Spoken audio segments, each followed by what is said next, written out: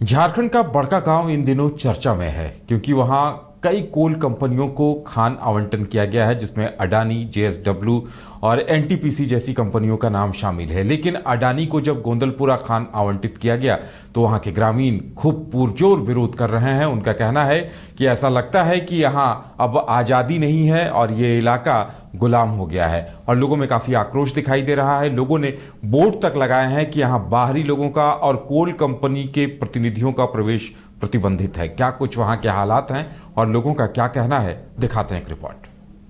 जरा देखिए इन तस्वीरों को।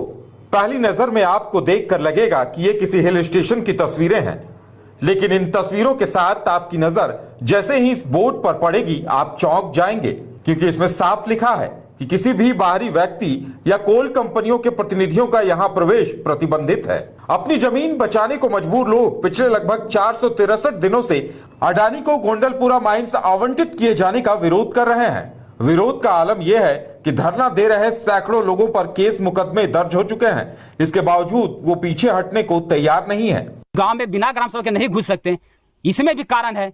उन लोग बाजबरन गांव में घुस के जब हम लोग पूछताछ करते हैं कि आप किसके अनुमति से गांव में घुसे, तो कुछ बताता नहीं। सिर्फ इतना ही बताता है अधिकारी, पदाधिकारी और थाना प्रभारी। हम लोग के ऊपर अभी तक 22 फाइल यानी 22 केस कर दिए गए हैं, जिसमें से आप लोगों पर केस भी कर दिया गया।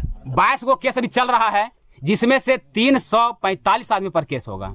स्थानीय लोगों का कहना है कि एक तरफ सरकार कहती है कि ग्राम सभा जो निर्णय लेगी वही अंतिम होगा, लेकिन यहां हजारों लोगों के ग्राम सभा कर जमीन नहीं देने का ऐलान कर दिए जाने के बाद भी बार बार ग्राम सभा बुलाने की कोशिश की जा रही है। वो आरोप लगाते हैं कि अडानी के इशारे पर प्रशासन बार बार ऐसा प्रयास कर रहा है और उन्हें लग रहा है कि जैसे वो आज आजाद नहीं, आज भी गुलाम है। जो हजार का हजार जो विरोध किया है उसको लिखित नहीं देता। कहावत में है कि पूरे देश में, पूरे भारत में लोग कहता है कि भारत देश आजाद हो गया, तिरंगा झंडा फहरा रहा है। लेकिन हम तो यह कहना चाहते हैं, तिरंगा झंडा जो फहरा रहा है ना, पूंजीपतियों लोग के लिए। साल भर से ज्यादा धरने पर बैठे बुजुर्ग सीधे पूछते हैं कि अगर बांग्लादेश को बिजली देने के लिए अडानी को अपना गोड्डा प्लांट के लिए कोयला चाहिए तो इसके लिए वो अपने पुरखों की विरासत क्यों छोड़े? ये कहां का न्याय है? ये अडानी कंपनी गोंदलपुरा का कोयला और बनाएगा आपका क्या उसको कहते हैं गोड्डा में बिजली तैयार करेगा और बेचेगा बांग्लादेश को। ये गांव देश का विकास है। ये तो जब गरीब किसान ट्रैक्टर लिया, पंजाब का न्यूज है कि जब गरीब किसान ट्रैक्टर लिया और नहीं दे सका अगर किस्त, तो उसकी महिला जो गर्भवती थी उस पर ट्रैक्टर चढ़ा दिया गया। और वो रे अडानी जिसको हमारे प्रधानमंत्री हैं 8 लाख करोड़ रुपया माफ करते हैं। वाह रे वाह, क्या ये दुरंगी नीति है। धरने पर हर दिन सैकड़ों की संख्या में महिलाएं बैठकर अपना विरोध दर्ज करा रही हैं। उनका कहना है कि चूल्हे चौके के साथ साथ वो विरोध जताना नहीं भूलती। उनका ऐलान भी साफ है कि अपने पूरे परिवार के साथ वो गोली खाने को तैयार हैं, लेकिन अपनी खेती की जमीन किसी भी कीमत पर मिले मुआवजे पर भी देने को तैयार नहीं है। हम लोग को इतना हाई हिम्मत है, हम उतना कर सकते हैं। और किसी भी तरह का कोई भी जोर जबरदस्ती होगा, मगर हम लोग जमीन देना नहीं चाहते। कोई भी कंपनी आवे, चाहे एक शर्त पर मिलेगा, जब हम लोग को गोली मार देगा, एक जन को मारने से नहीं होगा। मेरा साथ में मेरा बकरी है, गाय है, भैंस है, मुर्गी चंगना रखे हैं, उन लोग को सबको मारेगा, तब जाके हम लोग जमीन ले सकता है कंपनी। जब तक ले अडानी का कोल आवंटन रद्द नहीं होगा तब तक हम लोग धरना चलते रहेगा।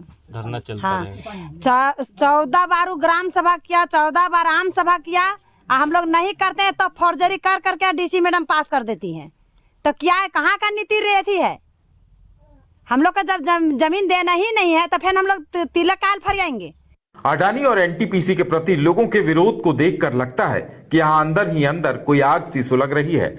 यहाँ के स्थानीय लोगों का कहना है कि सरकार एक तरफ जल, जंगल, जमीन, पर्यावरण बचाने की दुहाई देती है, वहीं दूसरी तरफ जिस इलाके में सर्वोत्तम किस्म की फसलों का उत्पादन होता है, चाहे वो वहां उपजाया जाने वाला चावल हो या फिर यहाँ के गन्ने से बना हुआ गुड़ हो जो विदेशों तक जाता है, ऐसे में सरकार इस जमीन को अडानी को देकर क्यों पूरे इलाके को बर्बाद करना चाहती है, समझ में नहीं आता।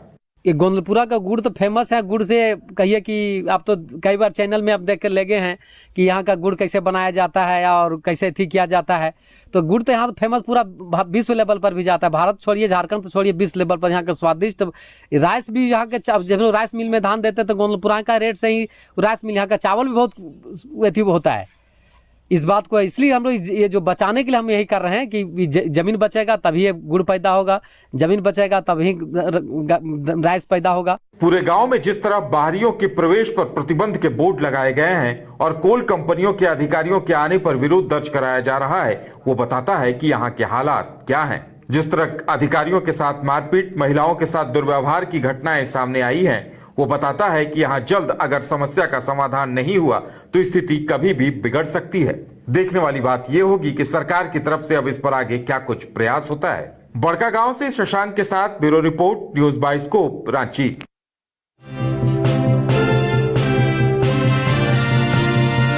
कमाल करते हो जी, बच्चे घूमने की इतनी जिद कर रहे हैं और तुम हो कि तुम्हें फुर्सत ही नहीं मिल रही। अब इतनी गर्मी में जाए तो जाए कहाँ? इस गर्मी में मस्ती और फन का आ गया है परफेक्ट डेस्टिनेशन, वाइल्ड वादी, जहाँ है water park, bird park, flower park, trampoline park, amusement park, 250 feet लंबा, जिप लाइन और क्रिकेट स्टिमुलेशन का खूबसूरत नजारा। वाइल्ड वादी, 10 माइल चौक, रांची। वाइल्ड वादी यानी अनलिमिटेड फन और अनलिमिटेड मस्ती।